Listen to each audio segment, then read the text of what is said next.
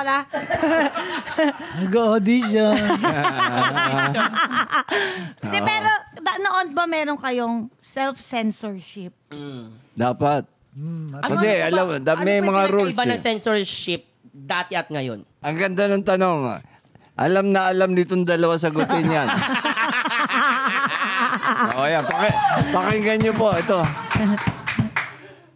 Ayun na naman ako. I invoked my right against self-incrimination. At least kising ka ngayon, Kuya Jits. Oo eh. Basta ang guideline namin, wala tayong dapat masaktan. Yan. Walang tungkol sa relihiyon. Yan. Wala, Yan. yung lahat ng binabasa namin, wala kaming ano. Masaya lang. Oo, Yun masaya yung lang.